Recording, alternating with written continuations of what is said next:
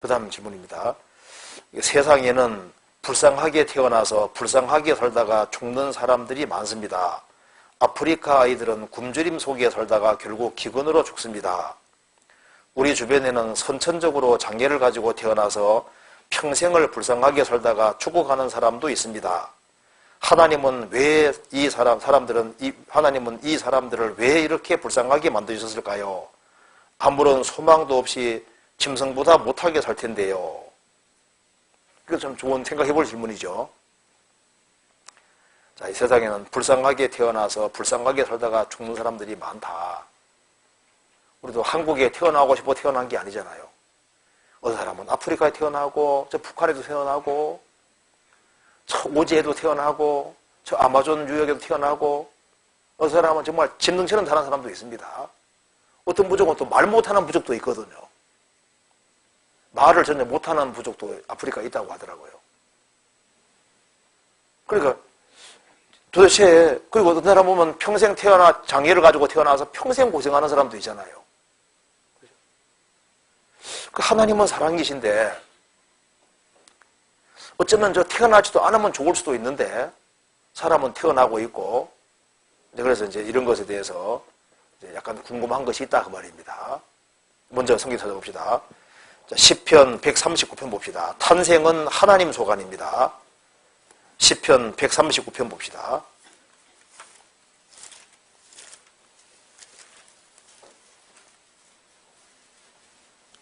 13절.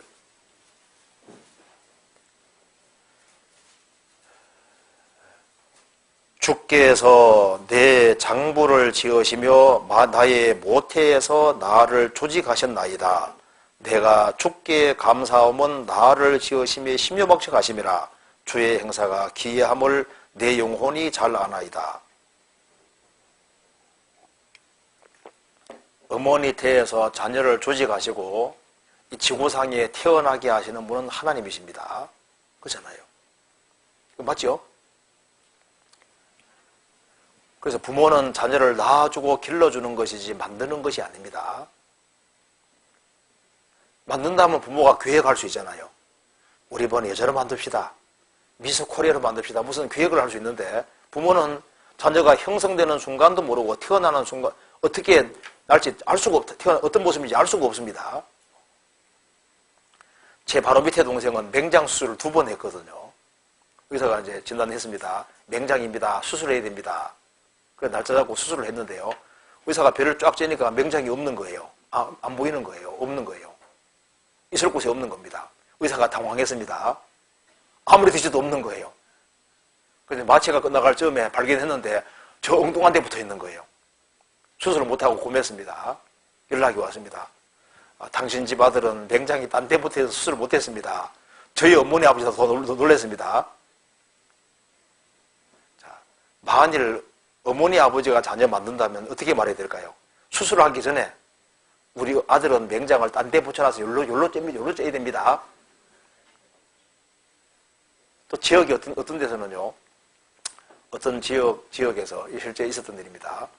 맹장을 이제 진단했는데요.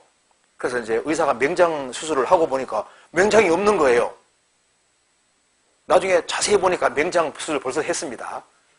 그러니까 맹장 수술 한 사람을 맹장이라 진단해서 다시 맹장 수술을 했고 나중에 이제 환자가 깨어나서 그 전에 받은 게 맹장 수술이었는가요? 그런 일이 있었습니다. 그래서 그거요, 그때 아주 난리 난 적이 있었는데요. 어쨌든 간에 여기에 사람이 태어나는 것은 하나님 소관입니다. 그러잖아요. 그리고 세상에 태어날 때 어떤 모습으로 태어날지 그거 다 하나님 소관 속에 되어집니다. 출애굽기 3장 찾아봅시다.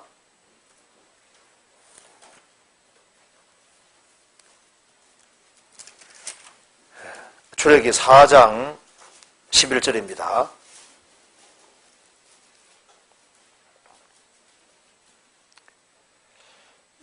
여호와께서 그에게 이르시되 누가 사람의 입을 지었느뇨 누가 벙어리나 기머거리나 눈 밝은 자나 소경이 되게 하였느뇨 나 여호와가 아니뇨. 사람의 입을 지으신 분이 하나님이십니다. 어떤 사람은 봉어리로 태어나는 사람도 있고 김보거리가 되는 사람도 있고 날 때부터 소경된 사람도 있고 여러 부류의 사람이 태어납니다. 어떤 사람은 태어날 때부터 정바가 있는 사람도 있잖아요. 그렇잖아요. 자, 요한복음 9장 찾아봅시다.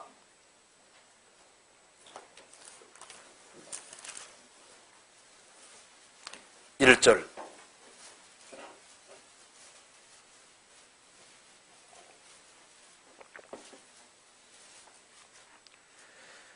예수께서 길 가실 때 날 때부터 소경된 사람을 보신지라 제 아들이 물어가로되 랍비여 이 사람이 소경으로 난 것이 네 죄로 인함이오리이까 자기 원이니까 그 부모 원이니까 예수께서 대답하시되 이 사람이나 그 부모가 죄를 범한 것이 아니라 그에게서 하나님의 하시는 일을 나타내고자 하심이니라. 어떤 사람은 태어날 때, 날 때부터 소경이 됐습니다. 참 불행하잖아요. 이 사람이 소경으로 난 것이 자기 죄입니까? 뱃속에서 죄 지을 수 없잖아요. 혹은 부모가 죄 지은 것 때문입니까? 이 사람이나 부모가 죄를 범한 것이 아니라 그에게서 하나님의 하시는 일을 나타내고자 하심이니라. 그러니까 사람이 세상에 태어날 때 부모가 약물을 잘못 먹어서 그래서 이제 자녀가 잘못 태어나는 경우도 있고 다 여러 경우가 있죠. 그런데 어쨌든 간에 이 세상에 태어날 때는 하나님의 허락하심 속에 태어나는 것은 사실이다 그 말입니다. 자, 그런데 여기 질문이 이 아프리카에서 태어나서 이게 아주 빼빼하게 굶어 죽는 경우도 있고, 그렇죠. 어떤 사람은 저 신라시대에 태어나고, 어떤 사람은 고려시대에 태어나고, 어떤 사람은 저 에스키모 사람 속에 태어나고, 여러 사람들이 태어나잖아요. 근데 아셔야 될 것은 사람은 이 세상에 태어날 때 전능하신 하나님 앞에서 태어나는 겁니다.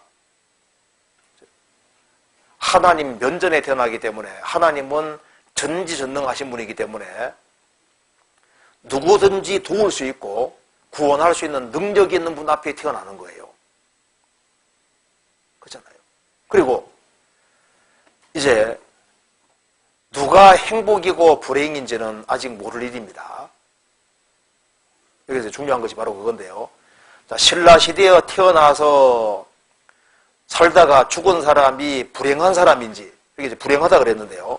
불쌍하다 그랬는데, 신라시대에 태어나서 살다가 죽은 사람이 불쌍한 사람인지, 저 아프리카에서 굶어 죽는 사람이 불쌍한 사람인지, 지금 한국에서 잘 먹고 잘 사는 사람이 불쌍한 사람인지, 그걸 누가 결정할 거냐, 그 말입니다.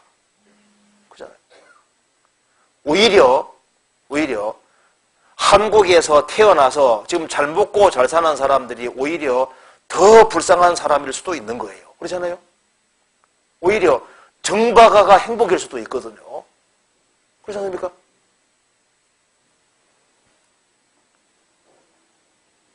성경 한번 찾아봅시다. 여기 마태복음 한번 보세요. 마태복음 11장 20절.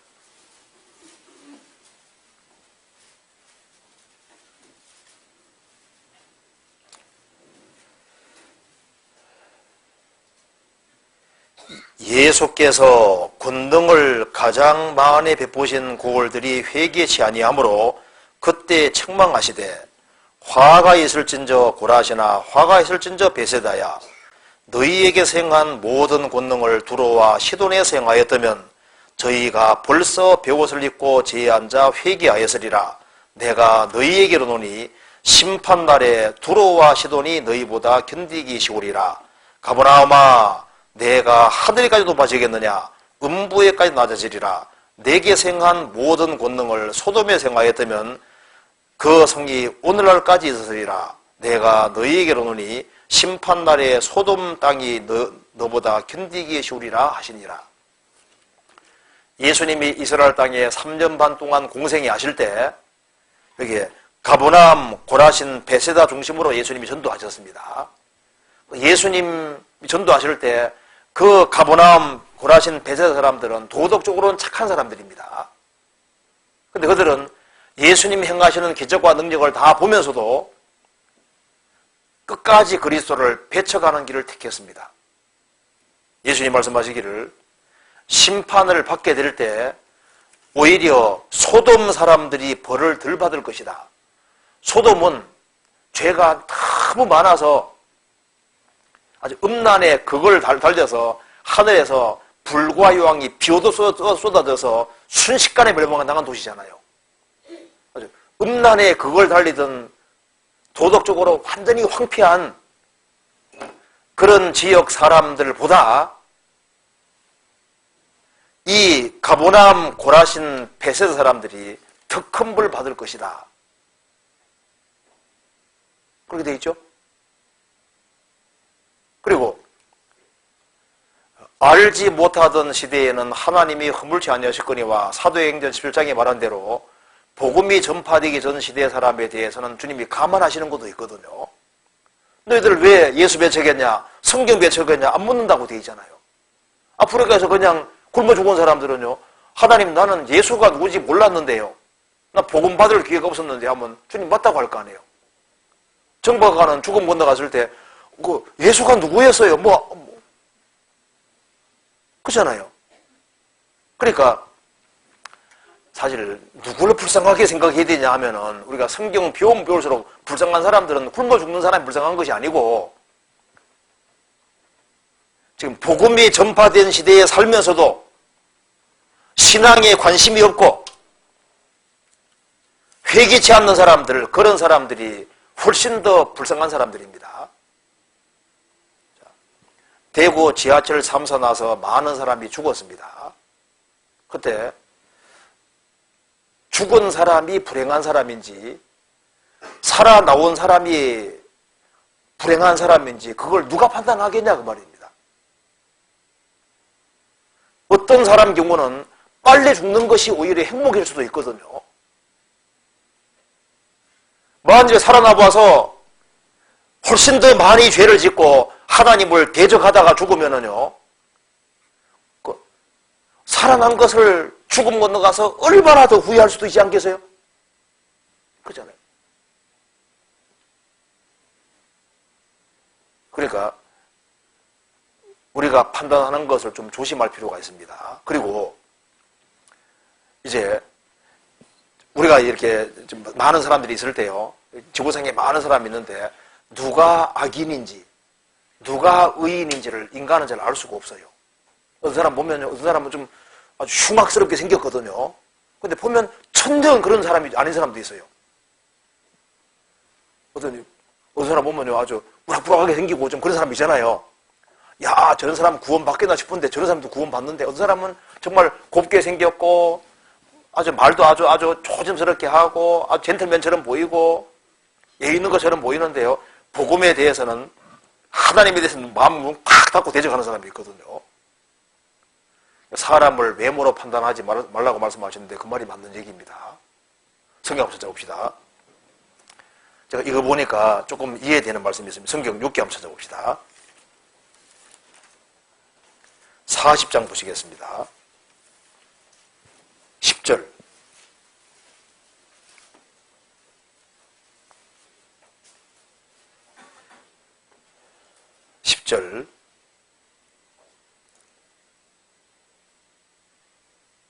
너는 위엄과 존귀로 스스로 꾸미며 영광과 환비를 스스로 입을 지니라. 너의 넘치는 너를 쏟아서 교만한 자를 발견하여 낱낱이 낮추되 곧 모든 교만한 자를 발견하여 낮추며 악인을 그 처소에서 밟아서 그들을 함께 진토에 묻고 그 얼굴을 싸서 어둑한 곳에 둘지니라. 그러면 내 오른손이 너를 구원할 수 있다고 내가 인정하리라. 너가 한번 하나님이 돼가지고 이상에서 교만한 자를 발견해서 낱낱이 낮춰봐라. 모든 교만한 자를 발견하여서 그들을 함께 진토에 묻고 그 얼굴을 싸서 어둑한 곳에 둘지니라. 네가 한번 하나님 역할을 해봐. 할 수 있겠어? 우리가 이제 하나님을 해봅시다. 내가 하나님 역할을 해봐야지 하면요, 도대체 누가 악인인지 누가 의인인지 알 수 있어요, 없어요? 우리가 보면 이 사람이 착한 사람인 줄 알았는데 나중에 보면 천녀도 아니잖아요. 이 사람은 좀 괜찮은 사람인 줄 알았는데 보면 전혀 아니고, 이 사람은 안 괜찮은 사람인 줄 알았는데 보면 진국인 사람도 있고 그렇지 않습니까? 그러니까 우리는 하나님이 되지 말아야 되는 겁니다. 하나님이 되셔야 되는 거예요. 그렇죠? 하나님은 하나님이시기 때문에 내가 신경 쓰지 않는 모든 것을 다 신경 쓰고 있습니다. 욥기 38장 보시겠습니다. 38장 26절. 사람 없는 땅에 사람 없는 광야에 비를 내리고 황무하고 공허한 토지를 축축하게 하고 연한 불이 나게 하였느냐? 하나님 말씀하셨습니다. 욥아, 너가 사람 없는 땅에 사람 없는 광야에 비라도 내려봤냐? 황무하고 공허한 토지를 축축하게 하고 연한 불이 나게 하였느냐? 너 광야 신경 안 쓰고 있지, 욥. 욥, 너 분명히 많은 일을 하고 있다고 그랬지. 그럼 너 저 사람 안 사는 광야에, 사람 없는 광야에 너 비라도 내려봤냐? 나는 너 신경 안 쓰는 거 다 신경 쓰고 있어, 그 말입니다. 41절. 까마귀 새끼가 하나님을 향하여 부르짖으며 먹을 것이 없어 오락가락 할 때 그것을 위하여 먹을 것을 예비하는 자가 누구냐? 욥아, 너 까마귀 새끼가 하나님을 향하여 부르짖으며 먹을 것이 없어서 오락가락 할 때 너가 까마귀 새끼를 위해서 먹을 것을 준비라도 해줬냐? 하나님은 까마귀 새끼 하나까지 다 신경 쓰고 있습니다. 참새 한 마리도 다 신경 쓰고 있고, 사람 없는 광야에도 하나님께서 비도 내리시고, 우리가 신경 안 쓰는 모든 걸 다 신경 쓰고 있다, 그 말입니다. 그래서 하나님이 하시는 일을 인간이 다 할 수는 없어요. 세상에서 가장 지혜로운 솔로몬도 하나님이 하시는 일은 내가 다 이해 못하겠다고 했습니다. 전도서 8장 17절.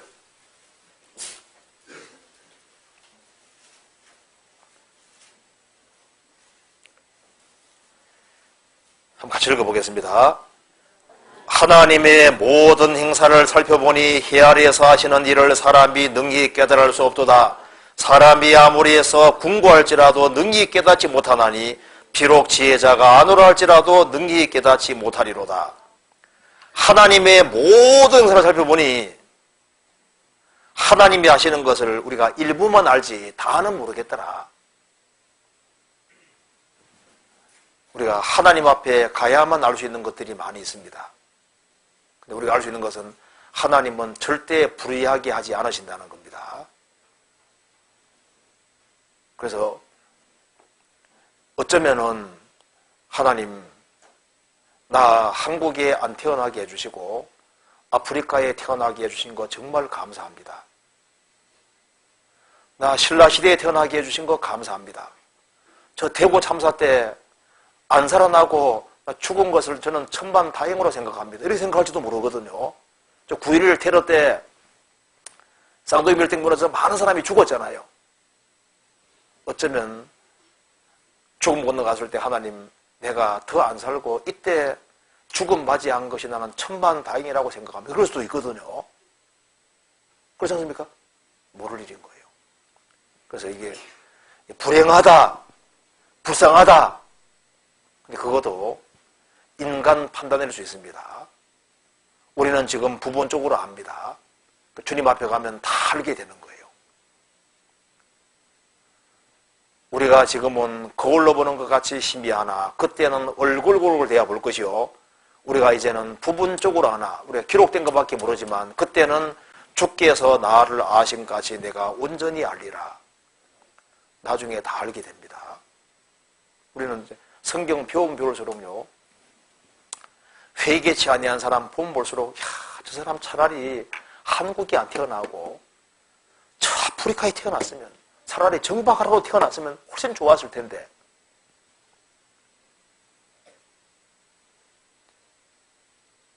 하나님은 불의를 행치 않으십니다. 그건 우리가 항상 믿고 있어야 되는 거예요. 그래서 여기에 이 질문에 대해서 조금 더 생각해 보시면요. 전능하신 하나님 앞에서 인간은 태어나고 하나님은 이 각자를 다 상관하고 계십니다. 그리고 이 복음이 전파되기 전 시대 사람, 복음이 전파된 시대의 사람, 그거 다 다르게 취급하실 겁니다. 그리고 정바가 다 다르게 취급하실 겁니다. 하나님은 전지전능하시기 때문에 아무에게도 절대적으로 불의치 않게 아주 공정하게 판단하실 거예요. 그렇게 믿을 수 있습니다.